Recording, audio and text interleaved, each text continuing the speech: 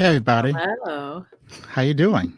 So welcome to this special live edition of Dissent's Belabored Podcast and Organizing Upgrades Black Work Talk. My name is Stephen Pitts. I'm co-host of Black Work Talk. I'm so very excited to be here. And thanks to you, Michelle and Sarah, for joining us on the show. Should be a wonderful broadcast. Sarah Jaffe is co-host of the Belabored Podcast, a reporting fellow at Type Media Center, and the author most recently of a new book. It's a very good book, by the way, Michelle, well done. It's called Work Won't Love You Back: How Devotion to Our Jobs Keeps Us Exhausted, Exploited, and Alone. It's published by Bold Type Books. And Michelle Chen, also co-host of Belabored Podcast. She's a contributing editor, writer of The Nation and In These Times, and a member of the editorial board of Dissent, and sometimes, how often is the question now, Michelle? Sometimes professor at City College, New York. Y'all, once again, thanks for being here. I'm so happy to be with you today. Yeah. Thank you, Stephen, for having us on your beautifully produced, I'm really jealous of that intro sequence, show. So we're all really excited, obviously, because of the historic fight of Amazon workers in Bessemer, Alabama, which, in case you have been under a rock and somehow heard about this podcast anyway, is only the biggest thing in labor in the last year, 2, 5, who knows. And shortly, we're going to welcome Robin D.G. Kelley on screen, who is the author of several books you should read on Black struggle in the U.S. and beyond. But first, we are in a period of uprising, protests, all of these things. It may not feel like it right now because we're all in Zoom lockdown hell. But I wanted to talk a little bit about the conditions that Black workers are facing as we sort of kick off our conversation here. So Black workers have obviously been leaders of the fight for 15. Black essential workers have been at the core of so many fights in this pandemic, not just in Bessemer. From the Economic Policy Institute, I learned nearly 1 in 3 Black workers would see a raise if the minimum wage went up to $15 an hour. Not that we can count on Congress to do that anytime soon. But Black workers are also more likely to be in essential work categories, meaning they're unable to work from home, leading to unequal exposure to COVID-19, and also more likely to be in job categories where they're lost their jobs due to the virus, and least likely to be in the category of safely, though maybe bored, working at home. So in response to all of this stuff, people are starting to really talk about racial capitalism. So Stephen, can you explain what racial capitalism means and where the term comes from? Do you want a 2-second explanation or 4-second explanation? How do you want to go on that? A little bit longer than 2 or 4 seconds. We'll go 6, okay? All right. But seriously, I think in the last, maybe 4 or 5 years, there's been much more talk about the idea of racial capitalism. But actually, it's not a new term, a new phenomenon, new analysis at all. In some ways, you can go back to the writings of W.B. Du Bois and his book he wrote in the 1930s, I think in 1935, actually, Black Reconstruction in America, that talked about kind of how slavery was foundation, the founding of the United States. But also, even since then, you had books written in the late 60s by Eric Williams, Slavery and Capitalism, by Walter Rodney, How Europe Undeveloped Africa, by Manning Marable, How Capitalism Undeveloped America, that talked about the interconnections of racism and capitalism. I think that notion of interconnectivity is the best way to start looking at racial capitalism. The idea that they don't simply periodically touch one another, but foundational to the development of racism is a question of a capitalist political economy. Equally important, foundational to the idea of developing capitalism is structural racism. The two really cannot be separated. You might say that when we talk about racism, it occurs in the context of a certain political economy. And when people talk about how capitalism unfolds, how it has unfolded, it unfolds because of racism. So those to me are the most crucial things to look at initially and looking at racial capitalism. What's fascinating too is just a slight little detour.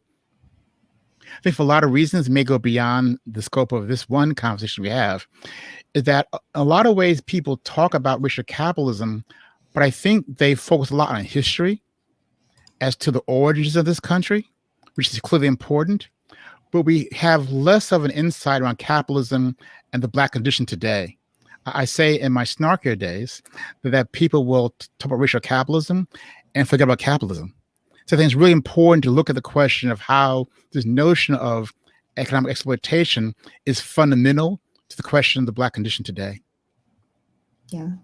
I think it's also not a coincidence that we're seeing this surge in Black Lives Matter protests coinciding with the disproportionate impacts of the pandemic on the Black community and communities of color more broadly, as well as this heightened activity that we see among frontline workers. And you really see sort of the intersection of racial capitalism and how it affects public health, right? Issues of not just economic justice, but really sort of economic sovereignty and this idea of self-determination, right? And what it means for workers to have dignity at work. I was just looking when I was reading up on in preparation for today's discussion, I was just looking at the economic platform of the movement for Black Lives and looking at how they really foreground the need for some kind of state intervention in order to advance a racial justice agenda, looking at things like state-sponsored programs for jobs, decent work, efforts to not just raise working standards across the board, but also looking at how to really seed the foundation for worker empowerment with a focus on racial equity. So protecting the right to organize, expanding the right to organize, and understanding that within the constraints of the National Labor Relations Act, many workers today are extremely hamstrung in terms of the actions they can take to organize collectively, to have any kind of collective voice, to seek legal recourse against attacks on the right to organize. And Amazon workers in Bessemer are at the core of that. And it's, I remember reading some reports saying that Alabama was sort of an unlikely place for a union drive at Amazon to get this far. But we're going to see later with our discussion with Professor Kelly that really it's not coincidental at all, right? That all these things are happening in the South. And there have been so many efforts to really look at and sort of dissect, why can't we organize in the South, right, over the years? And we're coming up on that question again. And, the outcome of the election is still yet to be seen, but it feels like this is a really momentous opportunity, really, to really tie all these strands of racial and economic justice together. Yeah, although I also want to remind us that the South is not sort of the place where racial capitalism happens, and here in New York City, where we are, that it's not a problem. We are still, I think, one of the most segregated cities in the country, right? And that shows up in what jobs people do and who is in and who is out of things. I've been watching, of course, the sort of excluded workers organizing that's been going on around the New York State budget, and who are the excluded workers, right? They mostly don't look much like me. Yeah. And you're right in terms of the fact that there's no sort of lock on racial capitalism in the South. The idea of having this kind of broader analysis of social systems means any place in the world you will find racial capitalism. Now, it may come out differently given the particular details of those locales, but still you have this notion of where we see capitalism and racism is impacts. And if you look at kind of the nature of Black work in America, about 46% of all Black workers in three sectors: in retail, and in private sector, healthcare and social services, and the public sector, which means that if we could radically transform work in those three sectors, we'd impact half of the Black community. So a lot of times this what I'll call artificial separation between Black issues and worker issues. And the reality is that we always say that we don't live to work, we work to live. And so to the extent we're trying to plug for your book, maybe it should be a subtitle, maybe Sarah, another subtitle, I don't know. But to the extent that we're trying to actually improve the condition of Black folks and trying to kind of free Black folks, that has to mean freeing the nature of Black work. And it means that we don't have all Black sectors. And so we need to improve the sectors where Black folks actually are. Those are important ones. Yeah. Looking at the fight against Amazon, which of course is certainly not limited to the South. I mean, both Sarah and I have been talking to Amazon workers right here in New York on Staten Island, right, who are the subject of extremely targeted and vicious and really racially targeted attacks on the efforts to organize there, right? So what Amazon has done in an odd way is sort of help to galvanize a nationwide movement simply by nature of the size and scope of its commercial hegemony, right? We now have warehouses across the country where you see workers rising up against the same types of exhausting, extremely stressful, often like physically dangerous conditions at work, right? And there's sort of a broader cry for dignity, right? And some kind of fairness at work. I mean, Amazon has consistently touted the fact that it has a base wage of $15 an hour, which was, of course, a product of a lot of public pressure in the first place. But for a lot of these workers, the issue isn't just about wages, right? If you look at in the context of the overall decline of organized labor in this country, union representation among Black workers, right? Black workers are more likely than any other racial category, right, to be represented by unions, to be members of unions, and that kind of speaks to both the desire as well as, I guess, sort of the unfulfilled promise of the way organized labor works today, the constraints it faces legally, and the need to really look more expansively at organizing and shop floor organizing and what that means for the broader kind of community and the community of interests that Black workers face at every level, right? Whether it's having a voice at work or being able to lead healthy, dignified lives, having access to decent schools, right, and having opportunities to enjoy the same level of citizenship as any of their peers. So. It's also important that we talk about Amazon as a starting point. We've looked at warehousing, the kind of industry, the warehousing industry. While Blacks are about 13% of the overall workforce, they represent 20% of the workers in warehousing. And so once again, we can talk about how this question of the expansion of the stage of capitalism with the increasing reliance on logistics is tied up with the question of Black work and Black life. And so to the extent we're talking once again about trying to improve the living conditions for kids whose parents work in warehouses, it means transforming those situations. And equally important, the problem stems from a lack of power. To the extent we see bad conditions in Amazon, other sort of situations, it's always because the employers, the bosses, to be jargonistic for a second, they want to have those conditions. And to the extent they can do that, they will do that. And so the solution is building power. It's not getting our fair share of Blacks managing a warehouse, not a matter of getting some Black Amazon warehouses. It's actually saying, can the workers in a warehouse have the capacity to say, we're working here, this is how we want to work, and we will insist that this happens. Yeah. Speaking of warehousing, I mean, Amazon's injury rates are, now sort of insanely high, even by warehousing industry standards, right? So we see Amazon actually dragging down the conditions of work in that sector, right? And more broadly, I mean, Amazon fulfillment centers, warehouses, that kind of work has really absorbed a lot of the joblessness that has resulted in the fallout of the pandemic. And even before that, with deindustrialization, you had many workers who perhaps once were union workers at factories or plants in their communities. And Bessemer is a part of that narrative as well, right? These were once industrial hubs, right? And deindustrialization, globalization, in general decline of these places has created kind of fertile ground for Amazon to exploit.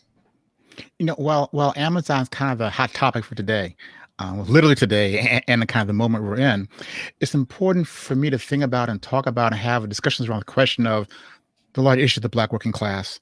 And I mentioned some of the numbers in terms of where Black folks are located, but beyond that, I read this fascinating book, long ago. It was by the historian named Earl Lewis. And he was looking at the issue of the development of the shipbuilding industry in Virginia. And he taught, this is in kind of the Jim Crow era. And he talked about how as you built out the industry, that in some ways is a function of capitalist development. You have relationship between workers and managers and bosses. But because of Jim Crow in the South had a racialized hierarchy in the workforce. So what developed in this case is what he called a racialized class consciousness, where you saw kind of a racial hierarchy, Black people doing menial work, white folks being bosses, but it wasn't simply a racial hierarchy, it's a class hierarchy. I think that notion of kind of racialized class consciousness needs to be discussed more and more and more and more.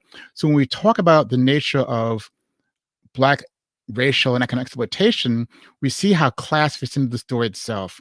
Because too often what happens, we limit the analysis to simply the racial dimension. And a couple of things happen when we limit things to the racial dimension.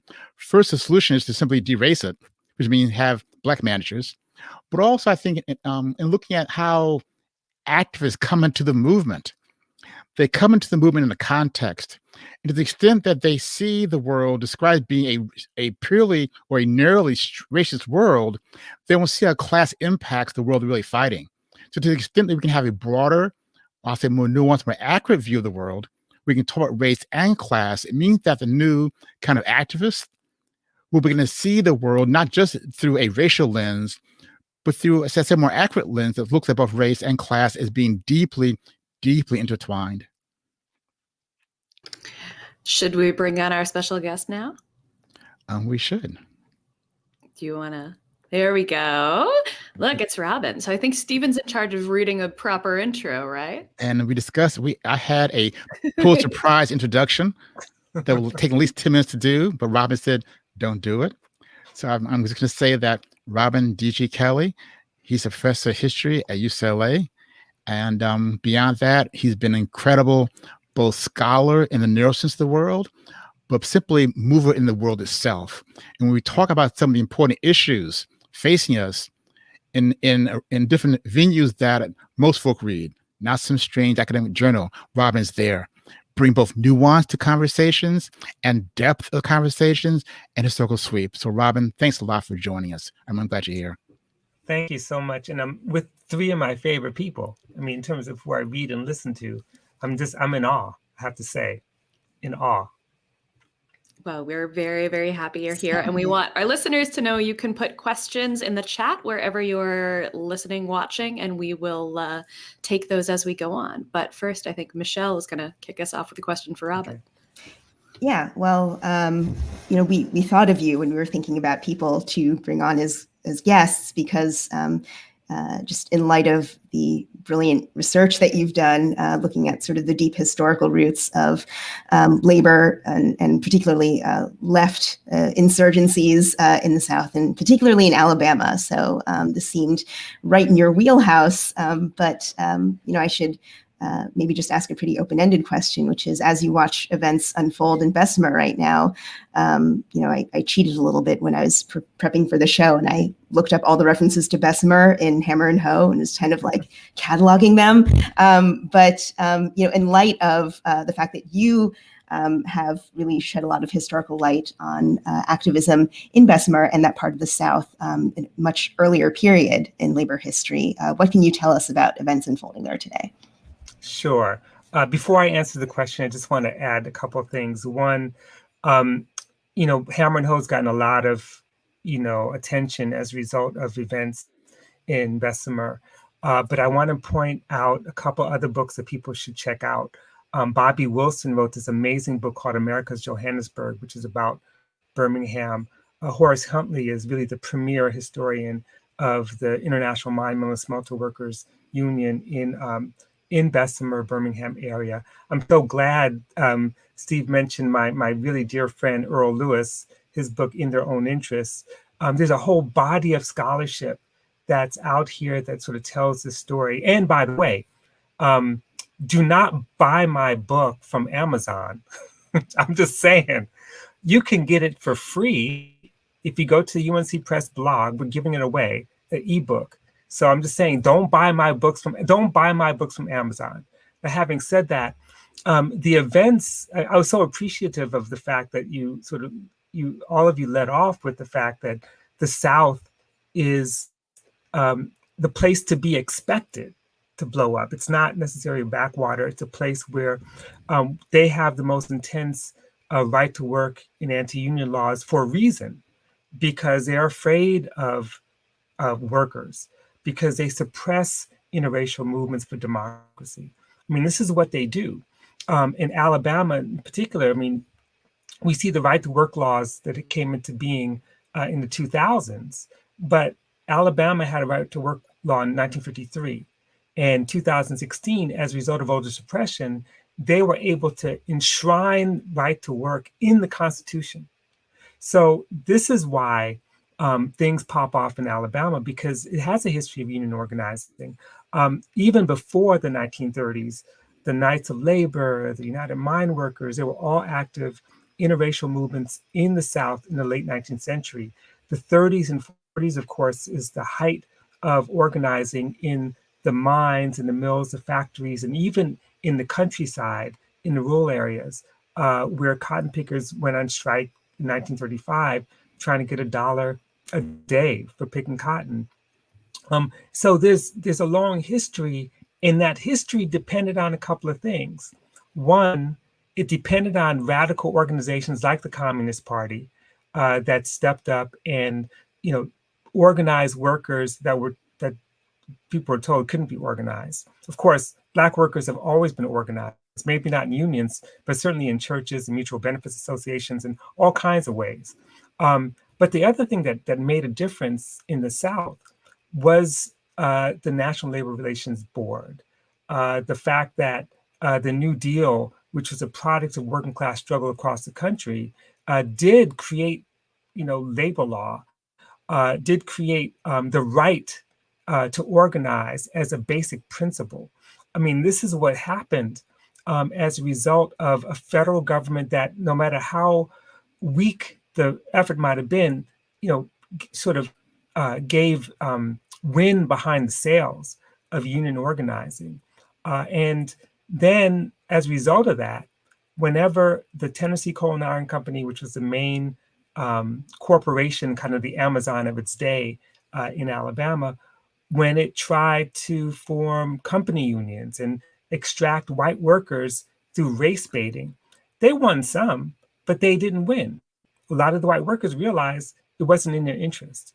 And so the fact that interracial organizing was even possible, led by Black workers, this is a lesson that we have to take. And what we're seeing at the warehouse in Amazon right now is, a union that's, or a workplace that's 85% Black, mostly female, really at the forefront, and not buying the kind of propaganda that the Jeff Bezos and Amazon machine presents. One of the points that you made earlier was the fact that there's this move for $15 an hour minimum wage. But Amazon's position is that we already pay $15.30 minimum wage, so we're the good guys, without ever admitting that warehouse workers in Alabama make $20 an hour because they're union. So and the workplace conditions are not as bad, and workers are not dying and being denied bathroom breaks and working really long hours. So this is an opportunity right now that if the union wins this election, and even if they don't win the election, what is happening in Alabama is the beginning of what we're seeing now, which is a real kind of resurgence of a renewed labor movement. I had a quick question. Now, I thought about, in some ways, post this election, one question is kind of the Georgification of Alabama. How do you kind of bring kind of the contested battle in Georgia westward to Alabama? But I thought also, Robin, in your work, that you focused on the role of the Communist Party in being the kind of a backbone element of the radical organizing in the 30s and 40s there. And we don't have that now. And so when you think about the nature of trying to push forth progressive, good left organizing, in absence of some sort of part of the Communist Party, how do you see things unfolding? What things, how do you say it? What thing do you think we should look at that we could do, given the vacuum that does exist politically? Right. Well, that's such an excellent question, and no one has ever asked me that question before. Like, you're the first, and this is one of the best questions on the planet, and this is why. Because I think, and I'm gonna complicate things a little bit. I think that, while the Communist Party and all the other left organizations that were doing important labor work, Trotskyists, some of the anarchists, the split, that despite that, and even in the 1970s, when you had a whole range of Maoist, Marxist, Leninist organizations doing industrial concentration work, they had a weakness. And one of their weaknesses was sectarianism. I mean, there was a way in which some of the battles between Trotskyists and communists undercut the important labor movement work they're doing. Alabama's a little different because people didn't have time for that. I mean, people were just busy trying not to get killed. And so their commitment to social justice was so big, their commitment to labor organizing was so great that they were very successful. Now, on the other hand, in Alabama, the CIO was able to absorb some of the best communists away from the Communist Party into the CIO. They didn't become union bureaucrats, but they became, disciplined union organizers, and that was their focus. The social justice piece kind of fell out. Now, having said that, I've seen so many left organizations implode because of other kinds of issues. What we're seeing now, and I'm kind of heartened by it, is we're seeing new left formations who are doing labor work. It may not look the same. So, for example, Left Roots, Left Voices, members of DSA Labor. There are people who are out there doing some really interesting work politically with workers, not just, in small rooms, just arguing with each other. And I think we're going to see more of that.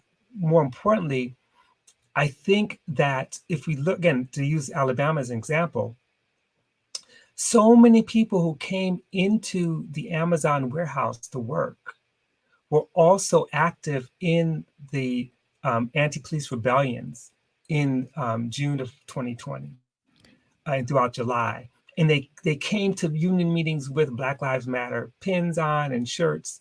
And in other words, they were radicalized by other things, and they saw the connection between state violence, precarity, all the things that you all were talking about in terms of like the conditions of Black workers. It's about the conditions of life. It's about the ability just to live. It's what will happen if a $15 an hour minimum wage were really implemented for all those workers who are living in poverty. They're still going to be barely in poverty anyway, with $30,000 a year, but nevertheless, that they're beginning to see or have seen, I shouldn't say beginning to, have seen the connections between economic exploitation, injustice, and racism, and gender inequities in terms of reproductive labor, in terms of unpaid labor, stuff that Sarah beautifully writes about in her book, and their ability to actually sustain themselves as a movement to create workplace justice and workplace equity. So all that there is it's like on the table right now. And what we need is an analysis alongside all this movement work that is not tied or tethered to old ways of thinking, but to the new conditions of labor and work right now. So that we can think of racial capitalism as, the fundamental foundation for, the kind of oppression that all of us, irrespective of race or gender, all of us in the class experience and have to push back against. So I'm just struck by the comment that just went on the screen from my old buddy Ben Spate, who once took me to an organizing meeting in Savannah, Georgia, with port truck drivers, speaking of Black workers in the South, and a workforce in the South that actually has a long history of racial justice organizing. So before I get back to that question, we want to pause for a second. We know everybody and their mother is asking for your money right now, and we understand that a lot of people are broke. But if you do want to support our wonderful podcasts, we've been working for years to bring you news and analysis on the labor movement by the people who make it happen. And it would really help us all a whole lot if you would support us. You can support us at patreon.com/belabored, and you can support Black Work Talk if you go to bit.ly/Black Work Talk. And now my question is actually going to be about these other workforces in the South that are organized. Poultry plant workers have been really integral to the organizing process at the Bessemer Amazon facility. There's also mine workers in Alabama now on strike. So even though sort of everybody's attention is kind of laser focused on Bessemer, there's a lot going on all around right here. So could you situate the Bessemer moment in this broader labor struggle in this part of the country? Right. In fact, I would just speak specifically about the Warrior Mine strike in Tuscaloosa County, which is about 30-minute drive, I think, from Bessemer. And so right now, about 1,100 workers at the Warrior mine went on strike, demanding a better contract. About 1/3 of those workers are Black, these mine workers. And, it's a classic kind of neoliberal story where the Warrior Met mines were owned by another company called Walter Energy. In 2016, they went bankrupt, sold the company. The company then, renegotiated the contract, or reimposed, I should say, a contract, and imposed a $6 an hour wage cut, plus cuts in benefits, plus cuts in pensions. And then after that, made record profits.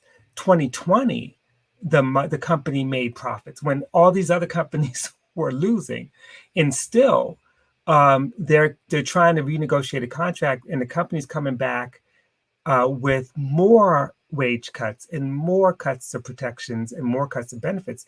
And the cat who runs it, the CEO, Walter Scheller, I think his name is Walter Scheller III, made $4 million last year, 1/3 of it in bonuses. So you've got these workers who are working 12-hour shifts, 6 days, sometimes 7 days a week. They got 3 vacation days, 3 holidays rather, over the year. And they're like, we can't even see our family. We're doing the work.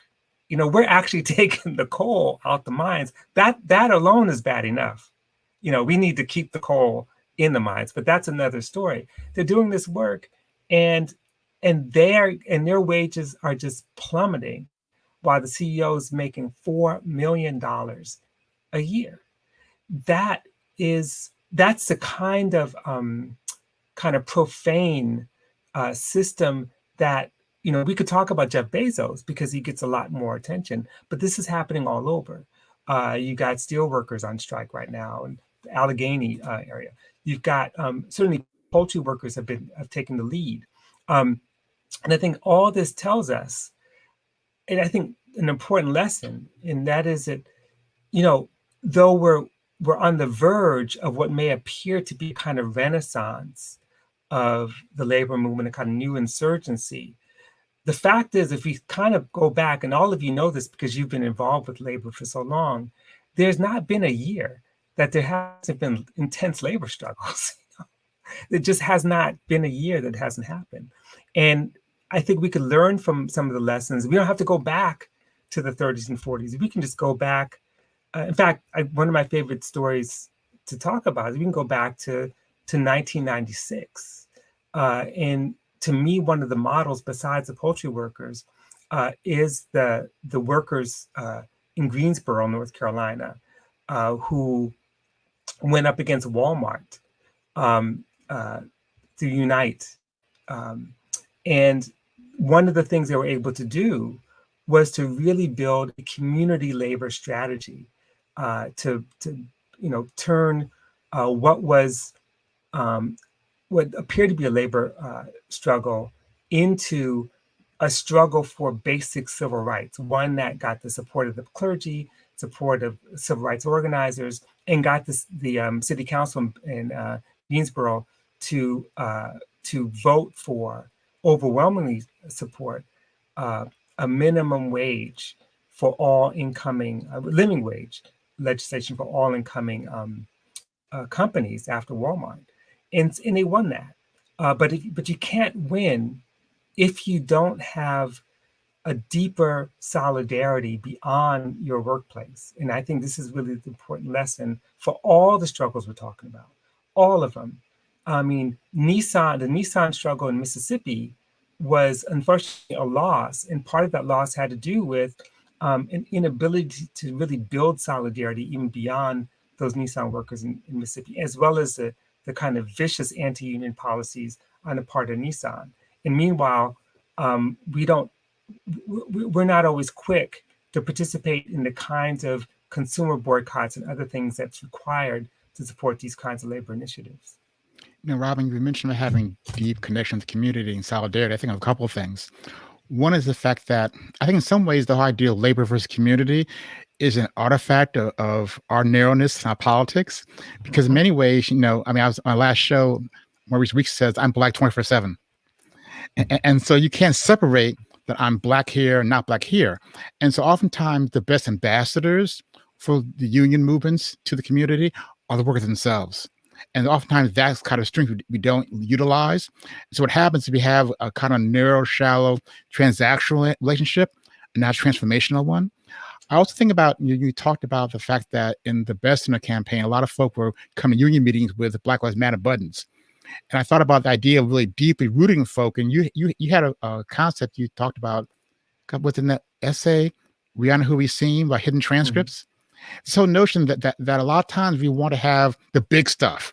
With the big stuff, take down a statue, have a demonstration, have a big mobilization. But the key issue is, how do folk fight on a daily basis? And how do you recognize that and tap into that to build a larger struggle?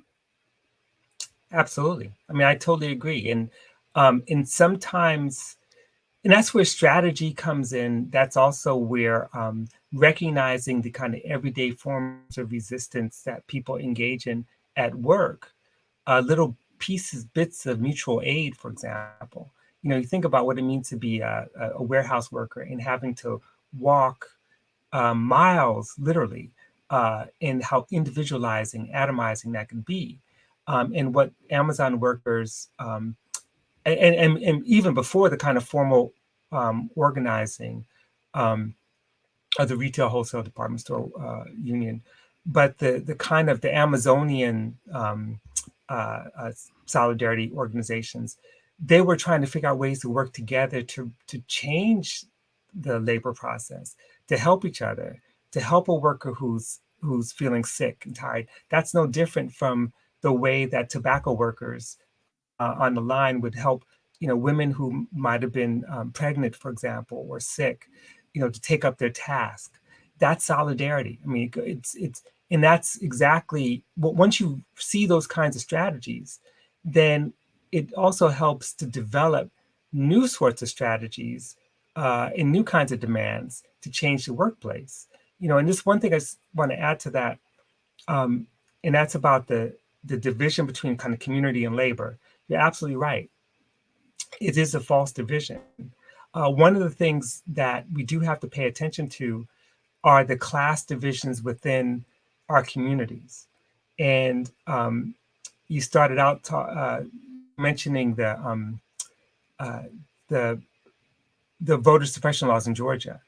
And one of the things I was talking about recently was the fact that in the 1930s in Alabama, CIO workers, many of whom were Black, were the ones who were running the right to vote clubs, which were trying to do voter registration in the 30s and 40s, especially in the 30s.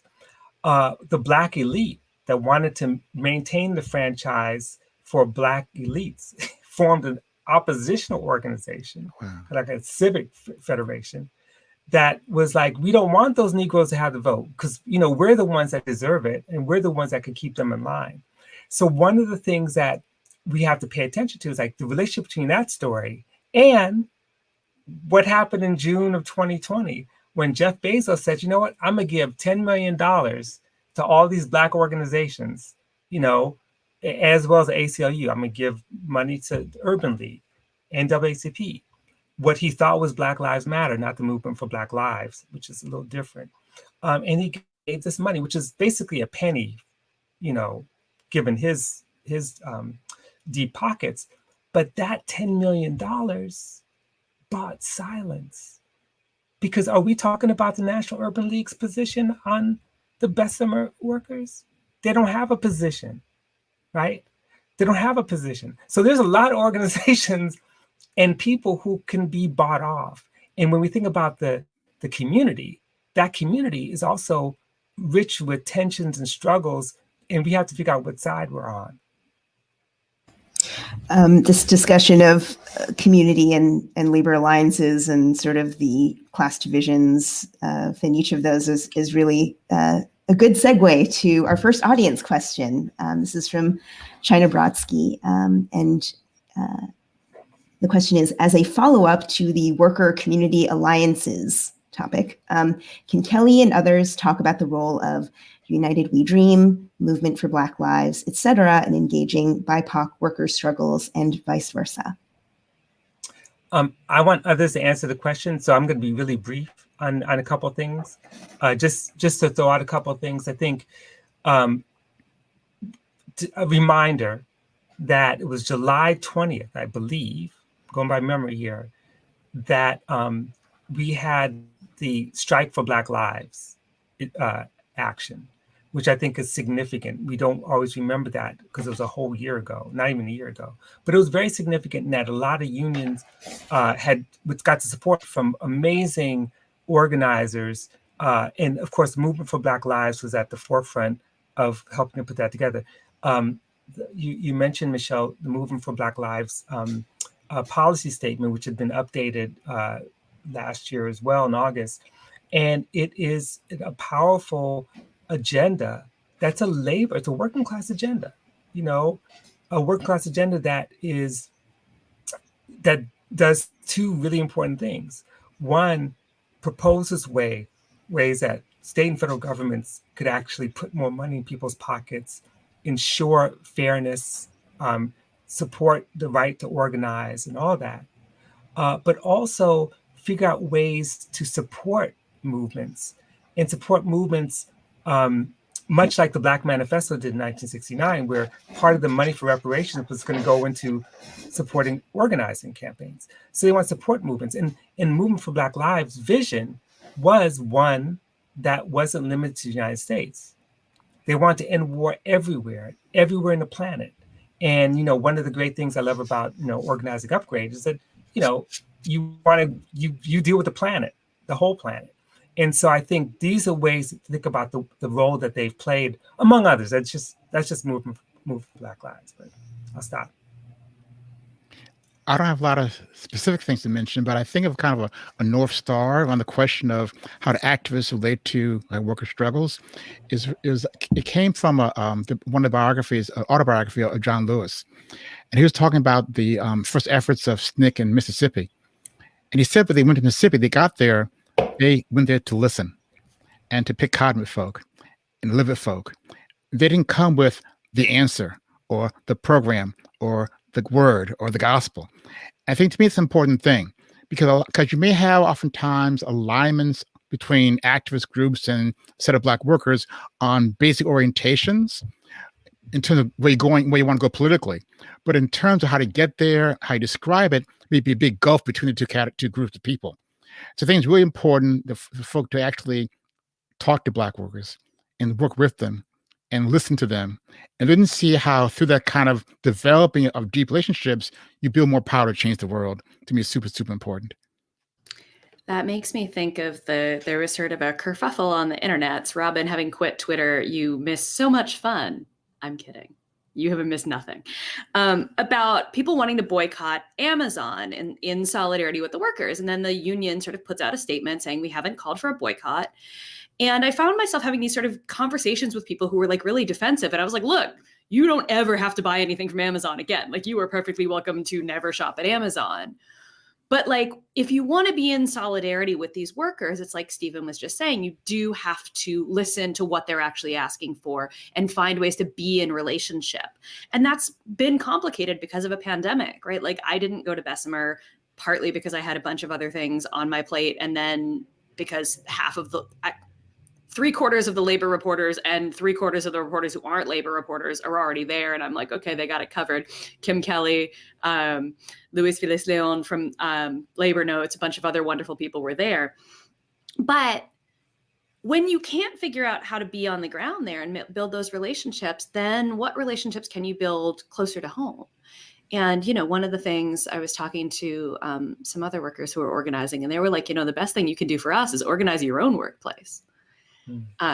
And so the ways that these sort of conversations about solidarity do have to involve real relationships, and they can't just be sort of like, the easiest thing for me to do is declare that I am boycotting Amazon in solidarity with these workers, and that is the thing that I will do, and I want to feel virtuous for it. And it's like, you can feel great about not shopping at Amazon.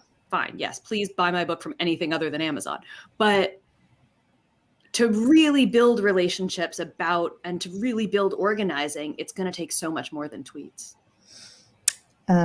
This discussion on boycotting Amazon reminds me of the way so much of our political activism is often oriented around our role as consumers and not necessarily as workers. And in part, that's because we live in a very consumption-oriented society.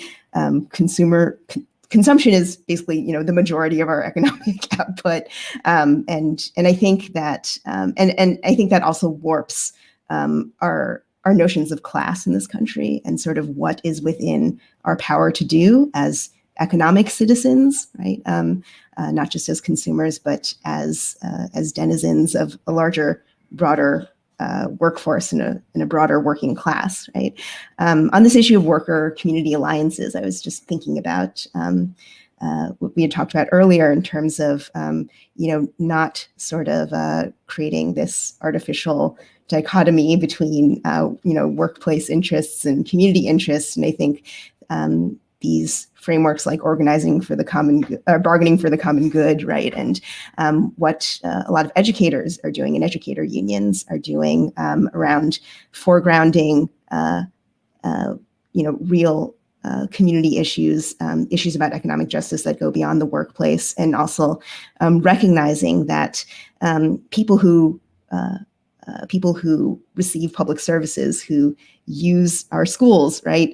People who learn at our schools, and those families are, their interests are not completely divorced or in opposition to the interests of the educators in the classroom, right? In fact, understanding sort of the union of those interests is really critical to creating a broad-based mobilization that can really advance not just workers, but the broader labor movement as a whole.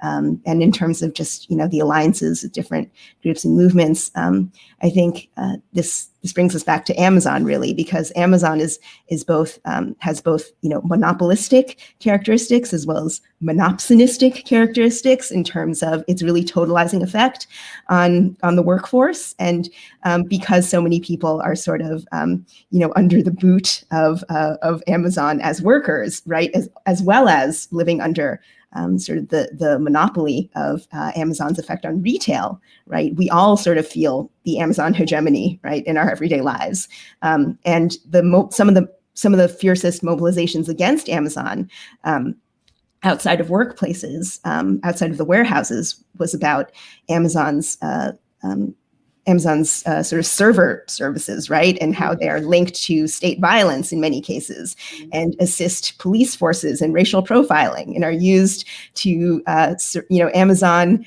has incredible control over extremely powerful technology that is used not just to surveil its own workers, which we see happening right now in their union busting tactics, but also to surveil the rest of us, right? So we all sort of live under Amazon's shadow. Anybody know if StreamYard is on AWS? Oh, damn. It's fine. This was the point in the boycott there, right? It was like, oh, this web services. But bringing up Amazon Web Services actually brings me to the next question that I wanted to ask Robin, but also the rest of you. So one of the things that happened because of Bessemer is that I'm getting a lot of people asking me if I want to write about tech workers. And I'm doing big air quotes for those of you who are not watching. And my first question is always, what is a tech worker? But in thinking about the question of innovation and tech companies being, sorry, my recorder just died. So tech companies sort of use their supposed innovation to justify their horrible working conditions. But of course, the speed up, automation, all of these things that are happening in Amazon warehouses, workers have been fighting against those for a long time. And in fact, like things Amazon workers have said to me sound like stuff that like the Dodge Revolutionary Union movement workers were fighting against the speed up and automation in the 60s and 70s on the automobile line. So I'm wondering, Robin, and also Stephen and Michelle, if you have some thoughts about the innovation of technology and what it does and doesn't actually tell us about what's happening at Amazon right now. A quick thought. The issue isn't that technology, it's control of the technology and the power behind it. Because at one point in time, they had the whole Fordist way of producing things. That was an advancement. Okay. And so the issue is in technology is control and power, and who actually sets the terms of the use of technology.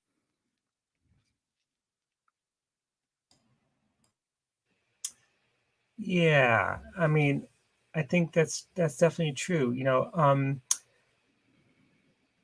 And also technology is designed in a world that's based on capital accumulation for the purposes of capital accumulation. I think that, think about the concept. I mean, this is more abstract, but do you think about the concept of what's a labor-saving device? Historically, especially in terms of the gendering of labor-saving devices, so-called labor-saving devices have actually increased work. It's not about, giving people free time. It's about being able to be more productive and efficient. And so I think, to go back to Stephen's point, ideology is really foundational, because we live in an ideology where the point of technology is efficiency, is productivity, and with efficiency and productivity comes surveillance.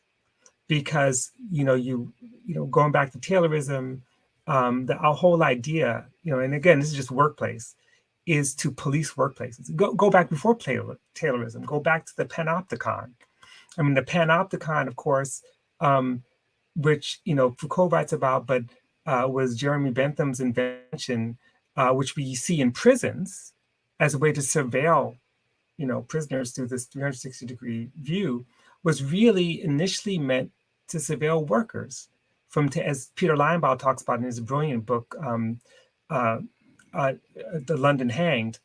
The whole point is to stop workers from taking things that they feel like they have a right to take, like excess wood in a shipyard and that sort of thing. So we've got to figure this out. So I want to doubly agree with what Steve was saying, because no one here is a Luddite. No one here wants to sort of eliminate new forms of technology. But at the same time, if technology's purpose is efficiency, productivity, capital accumulation, then we have to ask a really hard question. Why is it that the socialist countries like the Soviet Union in its heyday use the same technology, the same concepts of efficiency, the same capitalist principles, and produce the same kind of labor alienation, so these are really, I think, critical questions, because it's not enough for workers to just control the technology. We've got to interrogate it, investigate it, rethink it, and think about, and again, this is not about tech workers per se, but about technology. And we have to really, really rethink what technology is supposed to do for us, and how we can try to restore our dignity and humanity and our sense of community. And sometimes the very means that allow us to organize, like Twitter, for example, could actually have atomizing effect as well. Say it ain't so of Twitter. Seeking innovations we could all live without at this point. I really would like to live without. I was going to say perhaps it's not so much technology itself, but sort of the mystique around technology and the cultural impacts of living in a highly technologized society. And this notion of, I mean, Sarah and I have talked about this before, but like there's sort of a vogue in the labor movement about talking about the future of work, right? And sort of this idea that, you know, in the future, some nebulous future, like workers will become obsolete and what do we do? And there's a lot of catastrophizing around this idea that like technology is some sort of this sort of relentless march of progress, has some sort of inevitability embedded in it, and that we have no agency as, you know, members of society or as lawmakers or, you know, or as workers or unions, right, to exert any kind of control over that. And so I think the sort of the way we're so sort of mystified with technology and afraid of it in some ways is used to manipulate public opinion and to obfuscate and create this sort of this sort of you know, appealing futuristic veneer around very old forms of exploitation, right? And so you know, think about all of the so-called tech industry forms of work, right, and the so-called gig economy that are really just good old-fashioned, you know, like casualized labor, right? It's just attached to an app instead of, you know, a taxi dispatching company, or you know, now they have Uber for care work, where you can get your babysitter on sort of like this, you know, care.com. Yeah, right. Sort of like this, like, you know, digitized hiring hall, you know, like, so so a lot of this stuff is really just technology used as a kind of fig leaf for glossing over some very deeply historically ingrained elements of capitalism. Yeah, I because I brought up the port truck drivers earlier, I feel like I have to go back to, like, the port truckers were Uber before Uber was Uber, right? The industry got deregulated, partly, in fact, because Black workers and women were complaining that they were locked out of, by a racist union, the good jobs. And so the solution, because it was the 80s, rather than making the union open up and allow people in, they deregulate the whole damn industry. And then suddenly the truckers have to buy their own trucks and they're responsible for all of the costs. And now, yeah, on the East Coast, it is mostly Black men drivers, and on the West Coast, it's mostly Latino drivers, and they're all screwed. And they did all this without an app, because it turns out it's got nothing to do with technology. It's just about deregulation and skirting labor law and exploiting workers of color. It makes me think back to some things that the ideas popped up through a lot of our conversations, but I thought back to, well, because of that, I thought back to World War II, and the Pittsburgh Courier put forth the idea of a double V campaign, the victory over fascism abroad and the victory over racism here at home. And I think that in some ways we're in the same situation today. Where on the one hand, we're in the middle of an important fight for democracy. The idea of we need to be able to vote. That's one victory we got to have. But you mentioned earlier that you know, Jeff Bezos, we keep picking on him, by the way, that he's giving money to support those efforts to expand voting rights, as are a lot of other corporations doing, or kind of some ways criticizing what's happening across the different Republican states. But we know those same people won't support ideas of more worker power. And so it's very important, I think, to consistently talk about fighting on two fronts. Well, the one front is the very important fight for democracy, but it's important. The other front talks about democracy and power in the sphere of the economy as well. And I'm sure when we go to that kind of battle, we'll lose a lot of our so-called friends.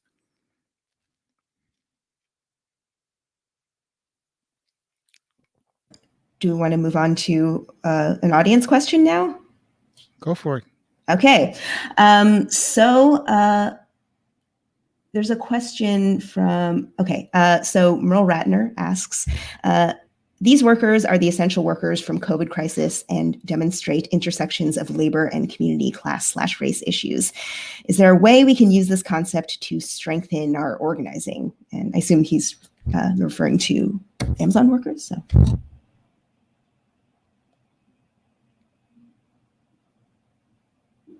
Any takers?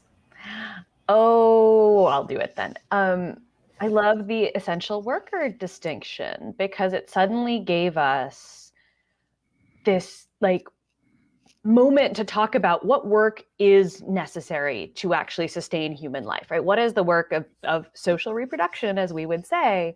And that that shows us what that is, right? That the social reproduction work is also happening in an Amazon warehouse, right?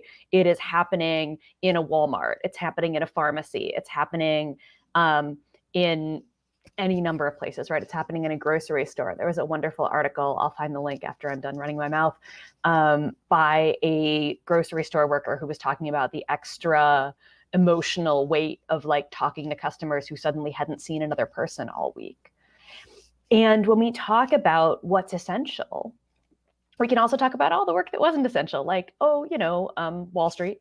I'm not that far away from it right here, so I think about that. They could just stop working. That would be great. They could permanently stop working. So it opens up all of these questions about like how we value or don't value the work that's actually necessary to sustain human life, and how we can actually like change the way we work really, really, really quickly, which is great because we have to, because climate change is coming. And as Robin already said about the coal mines, like we got to leave the coal in the ground and a lot of other things besides. But I think it's a huge, huge opening for things that we can talk about. Can I add something to that? And this is actually building on your own work, Sarah.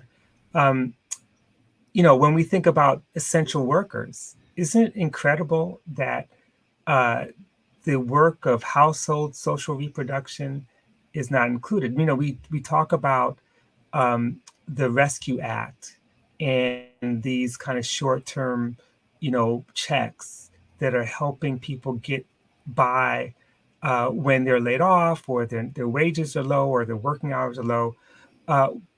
But part of I think the beauty of an argument for basic income is, if we think of basic income not as basic income, but wages for housework, and housework not necessarily gendered always female, but all housework, then now we're talking about recognizing the essential work that's being done every day in our households, raising our children, kids who are online, the food. But even if Amazon workers go on strike, who will be doing the essential work of social reproduction? It's not just getting a fund, drawing into a strike fund, but it's also being able to reproduce labor every single day. So we really need to think broadly about who's an essential worker, and and even the use of essential workers still doesn't quite capture who's essential and who, in fact, is disposable. Because I'm here at UCLA right now. The university is basically shut down.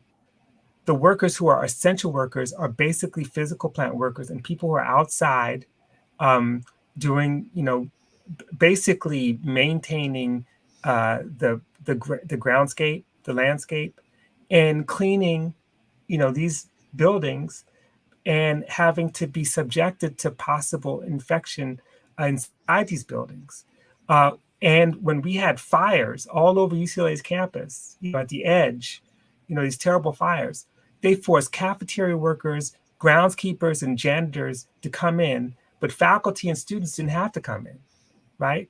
So it's essential workers, but really it's a euphemism for disposable workers, those on the front lines who are doing work that the university or other corporations say are essential to them, but they're not treated as essential, because if they were treated as essential, they'd be the highest paid workers around. I cannot tell you how many workers said to me, and probably also to you, Michelle, that same thing, right? They say I'm essential, but actually I feel expendable. Yeah. And I did just want to note on the care work question, there's money in the COVID bill that Biden passed that is a direct payment to parents. And I had this wonderful moment on Twitter. Sorry, I keep bringing up Twitter, where somebody was like panicking about this bill and, oh my goodness, they're going to give money to parents. And doesn't this undo the whole Gingrich Clinton welfare reform thing? And Ilhan Omar just puts a meme that says yes.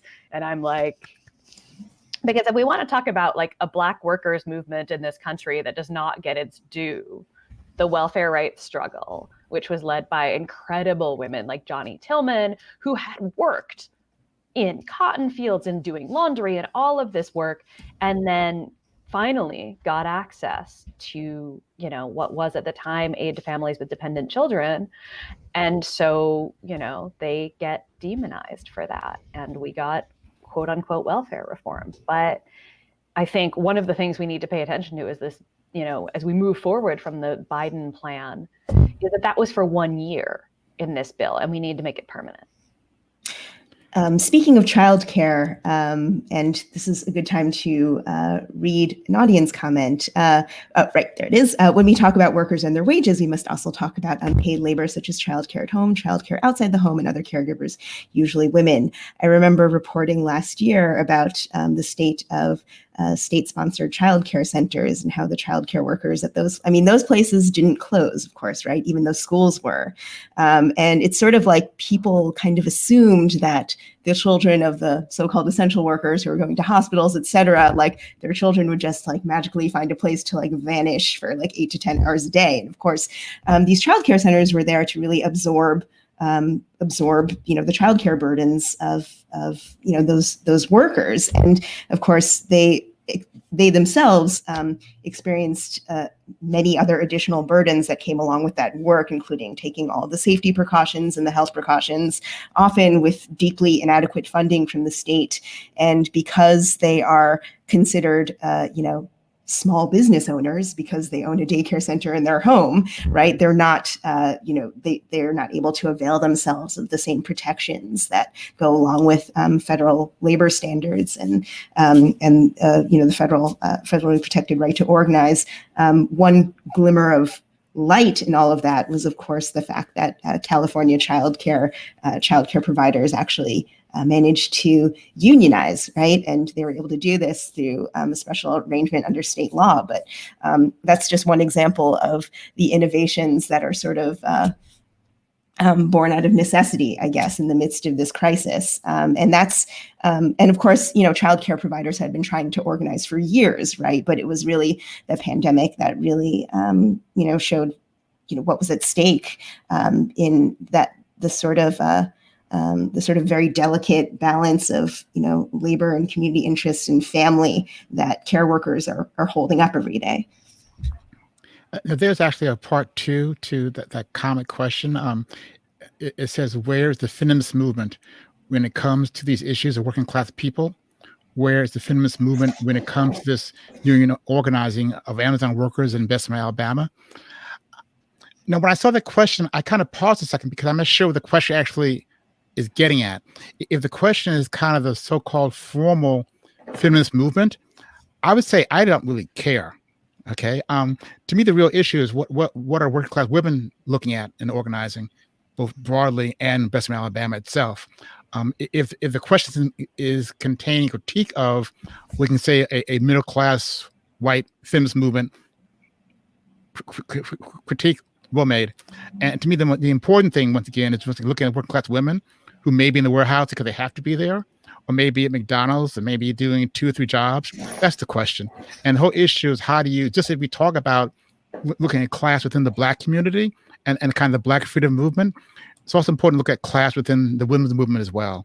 And without that, the women will be very weak and won't be very powerful. So the question actually comes from one of the great organizers in the country, Asante Nkrumah Ture, who's based in Philadelphia.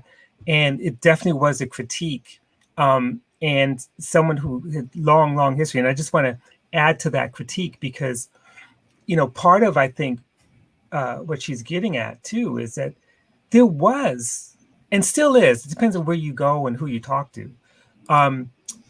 If you go let me go 2 different directions. Contemporarily speaking, the movement for Black Lives' most radical visionary statement was drafted almost entirely, primarily by feminists, Black feminists, queer, straight, trans, lawyers, and so many of them, some of them were my former students. I know who they are, who I learn from all the time. And so that is the feminist position. I mean, it's just not the one that we are associated with in terms of the kind of mainstream media. And so Barbara Ransby's wonderful book, Making Black Lives Matter, All Black Lives Matter, tells the story of these foundational feminist organizers in BYP 100, in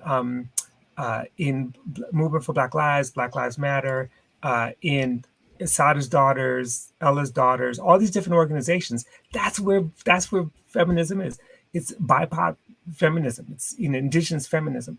That to me is and these are the folks who I think are on the front lines in terms of supporting the workers in Amazon, but also drawing the same connections that Asantewaa raises, saying that you can't separate the struggle over a question of childcare and women's unpaid labor from the question of what it means to get paid, less than a living wage. And those things are really connected.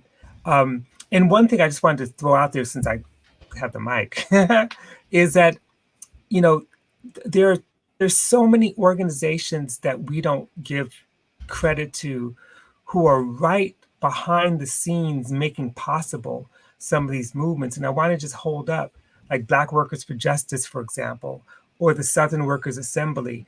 These were organizations that bring together some of the best, most radical Black thinkers and activists and organizers who are really building labor and have been doing it for a long time. And one of the reasons we know about, or one of the reasons that the Bessemer workers even became national news, was because of the Southern Workers Assembly and Black Workers for Justice. They put it out there from the get-go. And so I think that, one of the things and what's great about the show and our conversation is that there's an alternative history being made that doesn't get documented in the same way. And it's our responsibility to document these movements and see who they are and see what's going on. And that would then remind us of a previous history. And that is, if you look at even the heyday of feminism in the 1960s and 70s, you had like the Chicago Socialist Feminist Union, who, if you look at their list of demands and their platform, had all of the important things that matter: deeply anti-racist, anti-capitalist, visionary. If you take the Combahee River Collective, which is even a better example, Combahee River Collective was a socialist organization, socialist formation, not, as Barbara Smith said the other day, we're on a panel with her, not just a think tank, but a group of women who are fighting serial murders of Black women in Roxbury and fighting for a kind of politics that they called identity politics, that was about rolling back all forms of oppression. That's how they understood their identity, saying that as women, as queer people, as workers, as residents, as urban residents, as young and old people, as elders and these students, we bring everything with us in our fight. And the experiences that we undergo, we endure, are the ones that we're trying to fight back against. And that fundamentally is the kind of feminism I think that we want, that Asantewaa is sort of suggesting that we raise up, that's not being raised up in the same way. I would only add is, how do you turn the important ideas, correct ideas, into real power, into material force? I kind of use the example that I'm kind of old. I'm older than I think everyone here on the screen, you say, by a couple of years. And I was engaged in some of the battles around race and class back in the good old days of the 70s, the early 70s. And I remember we had a major conference at Howard University in 74. And obviously my side, the class folk, kicked their ass, okay? But the end was Farrakhan and Kwanzaa. And so the question is always, how do you take ideas that are largely correct and turn into material force? And that gets back to the idea I mentioned of John Lewis and SNCC, of actually listening to people and talking to people and building those deep roots. And not saying folk aren't doing that, by the way. We want to elevate that being an important part of things. Now, I say sometimes in my many snarkier comments that oftentimes we speak truth to power, and power don't want to listen. And the question simply is, how do we have capacity to bend people's will to our side? That the right had the capacity at certain times to say 2 + 2 is 5, and what you going to do about it? And we couldn't do anything about it at all. And so I want to always raise the question of, how do you turn the ideas and the analysis and our initial organizing into more powerful organizing? To me, is always the vital question that we need to address and answer. Yeah, I would just say, like, when we say like the feminist movement, I'm kind of like, is there one? I mean, is there a thing that is like just a feminist movement? Because like movement for Black lives is a feminist movement, right? Like Robin was saying, all of these women who are leading and making incredibly complicated, nuanced feminist demands. That, you know, one of the only workers from Bessemer who's been on the record and been speaking publicly is a Black woman, right? It's Jennifer Bates. She's been on TV. She was on Democracy Now! The morning that I was on. And I was talking to a researcher earlier today about sort of the feminization of warehouse work, right? That this is now a workforce that is full of women like Jennifer Bates. And we have to take this seriously as a place where women are working and organizing. And what are the specific concerns that women have in this workplace? What does it mean to be a woman wandering around a warehouse the size of multiple football fields, mostly by yourself all day? And what are the specific concerns you might have that some of your male coworkers might not pick up on? And how are we talking about all of these things in a way that makes clear that they are also central to the demands of these workers and not sort of incidental to what's happening? There are 800 and something nurses on strike in Massachusetts right now who've been on strike now this is their 5th week, which is rare in this country, in case anybody who's not a nurses strike nerd the way I am. Nurses strikes are usually limited time strikes because nurses are concerned about their patients. That this got that far and they are still out 5 weeks in is a really big deal. And this is, right, incredibly gendered work, incredibly important work to talk about in these moments, necessary work, and work that too often gets left out of conversations about worker power, even when teachers and nurses have basically been the most militant workers in the labor movement for the last 10 years. Yes, I said it. So. Yeah. I was just thinking about the Red for Ed strikes, strike wavelet that sort of swept the country a couple of years ago, and also just the way when we think about the labor movement today, I think there are sort of notions about the labor movement that are somewhat static and ahistorical, and like it's important to recognize that even among unionized Black workers, that's a workforce that has also been subject to the same demographic shifts as the workforce as a whole. So Black union workers are much more likely today to be women and to be immigrants than they were in a generation ago, certainly, right? And so we see the reality of workers' lives becoming more and more intersectional, even if our political rhetoric and maybe some of the somewhat outmoded ways that we talk about the labor movement maybe have yet to catch up with that reality, right? So a lot of this stuff is already happening on the ground. We just sort of need to find a way to articulate it and kind of harness that energy, and whether you call it feminism or anything else, right? The lived experience of the women on the front lines certainly speaks to all of that. So I could put in a plug for a new book that just came out by Gabriel Wynant. It's called Crucible of Care, The Rise of Healthcare and the Making of the New Working Class. Fall of Industry, The Rise of Healthcare and the Making of the New Working Class. It's a great book that actually makes a lot of these connections in terms of what happened at the end of the industrial era, which is not over, but just exported. And then the rise of care work, nurses in particular. And it's a really powerful book, so I would suggest that. I actually reviewed that book for Book Forum, so we'll share a link to that. But so we wanted Did you to like come back. it? I loved it. Okay. It's a great book. Yeah, it's a subject I'm obsessed with. So we wanted to come back to this question, which Margie Clark asked really early on, and we did not forget about, but we did think it would be a good place to sort of come to at the end. So Margie asks, can you elaborate on global worker organizing against global companies like Amazon, like the minimum corporate tax Janet Yellen is talking about? Are there minimum working conditions that international actions could target?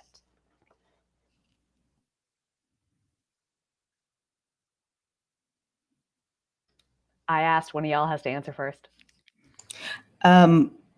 Global worker organizing against global companies like Amazon probably wouldn't surprise many of the people in the audience to know that Amazon is unionized in plenty of other countries. So in some ways, global Amazon workers may be well ahead of workers here in that regard. But I do think that there's increasingly dialogue and kind of transnational organizing going on, different sectors of the labor movement around Amazon, and also looking at sort of global just-in-time production, and also an increasing emphasis on supply chain organizing. So when we think about logistics, right, we're also thinking about sort of how the mechanics of global capitalism works, right, and where can we find the pressure points and the choke points, right, aside from the Suez Canal, right, where we can really upend things, right, and also where workers can find their power, at different, at very targeted points in the economy, and you can't do that without some form of coordination. And going back to Stephen's point about it's not technology, but about who controls the technology. Technology has in many ways enabled a lot of that organizing to take place. So that chapter is still being written, but I do think that as people are becoming more aware of global capitalism, certainly since the turn of the 21st century, right, there's increasingly a dialogue around organizing against corporations, and I think that combining this idea of what it means to be organizing labor under global capitalism, also that can be combined very effectively with the critique of global inequality and how so much power and capital is amassed in just a handful of companies or even individuals, right? And speaking of Jeff Bezos, so yeah, I think the dialogue around inequality and the dialogue around what workers can do within that is really critical, because oftentimes when you look at a company like Amazon, it looks like such a gigantic behemoth that it's really difficult to think about ways that individuals or even collectives of individuals can try to exert power against that. But it's happening. I know we're winding. I'm sorry. I know we're winding down, but I thought you're talking about global capitalism. To me, one of the insights of racial capitalism, and I wish we could have spent more time on it, by the way, that capitalism has always been global. It's not a new phenomenon. And I think that's important insight, not just a rhetorical insight, but one looking at practical implications. To me, that it's very, very important to talk about kind of the global tentacles today of capitalism, but it's very hard to chop off the tentacles when the barbarians are at the gate of the capital. And so it's very important to talk about how do we make sure we build power in the United States to actually to have some democratic barricades and to expand them as well. So can I just weigh in on this question? It's such an important question. One, it's true, capital's always been global, and right now it's so flexible. One of the big fears about the warehouse in Bessemer, though it's probably unlikely but not impossible, is that Amazon would just leave. Would just say, look, you want a union? We're just not going to be here. They can't leave every state. But flexibility is really an issue. But the other thing that's an issue is, because I'm thinking about the second part of the question about Janet Yellen and the whole, sort of global corporate tax issue. We have to go back to like a kind of old-fashioned idea of anti-imperialism, because in fighting, it's one thing to sort of promote transnational union organizing. That's really, really important.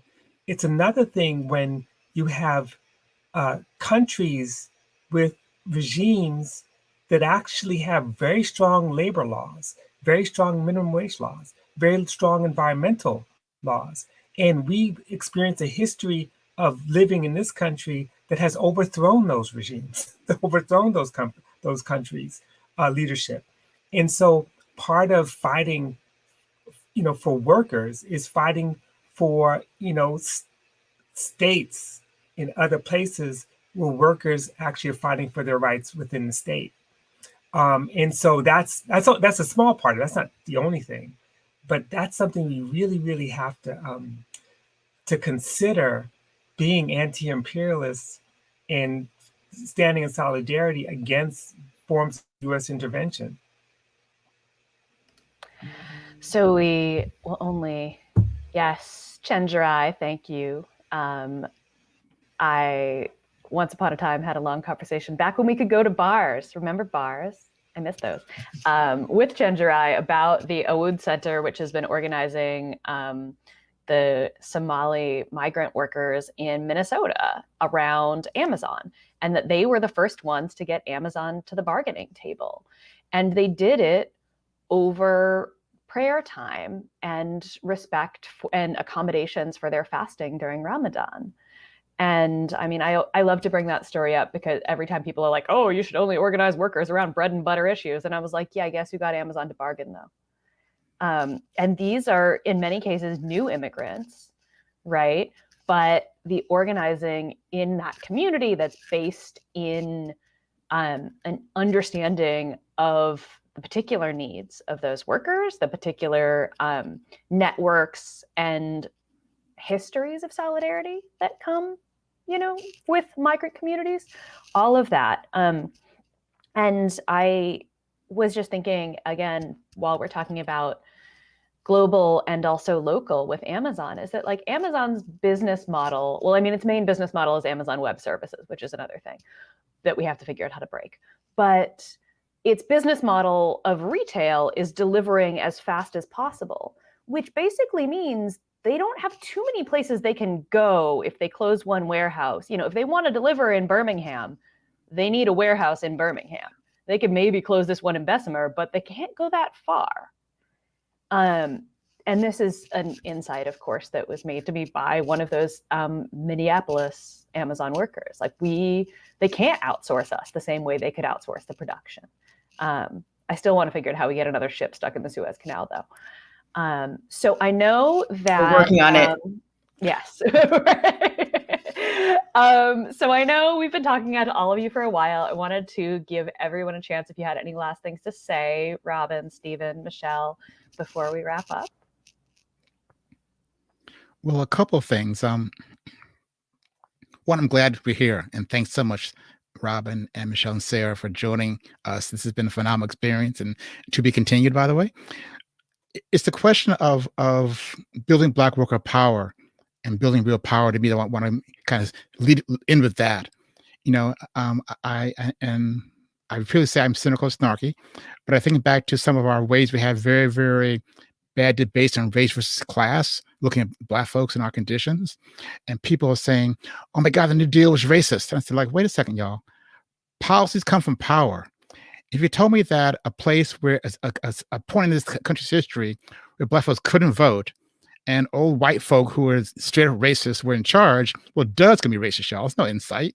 That's kind of common sense. And so the question is simply, how do you build power to change the world? And then the last thing, given that, as my good friend Jane McAlevey talks about an effort she was doing in Philadelphia, organizing nurses, and they charted out the entire workforce. And they found that the main department that was stopping the drive, the lead worker there was a Black woman who was fiercely anti-union, by the way. But they didn't throw up their hands. They simply said, let's roll up our sleeves and do the work. And they talked to her. They found out what issues she could not win on her own with her own kind of personal power, and said, wait a second, if you join with us, we can change the world that you want to change. So that kind of roll up your sleeves, do the organizing, not the shouting, not the sloganeering. That's how you build power that's lasting. And so I hope that we can continue to do that and do more of that, and have a good time doing it, y'all. Thanks a lot. And I just, before we go, I mean, we don't know, obviously, the fate of this union election, but I think we shouldn't be excessively humble or pessimistic about what has taken place over the last several weeks. If the retail workers lose this election, it'll of course be very disappointing. But Amazon, if they lose, I mean, they will be absolutely terrified, and they are currently terrified. So it's important to recognize, I think, that that there are ways to really back Amazon into a corner. We've been talking about how Amazon is this huge, hegemonic force, and it is. But if we're smart and willing to take calculated risks, I think it's important not to underestimate, right, what ordinary workers can be capable of, and it helps, of course, that we're in a somewhat more slightly more labor-friendly political atmosphere, but we're on the verge of perhaps having the PRO Act, which is kind of a big deal for people who care about sort of the legal side of things, right? If something like the PRO Act were in place, then the types of practices that Amazon engages in, which are pretty standard for most large corporations these days, many of them would be outlawed, and that would really sort of change the landscape that we're looking at. Just speaking of state interventions that can change the lives of working people. So things aren't all that bad, I guess. Robin? When we fight, we win. My sister Makani Temba taught me that. That's it. Thank you so much. Thank you to Robin D.G. Kelly for being here with us, Stephen Pitts of Black Work Talk, and everyone who works on Black Work Talk and an Organizing Upgrade. And I am Sarah Jaffe, Michelle Chen as my co-host, and thank you all for being here.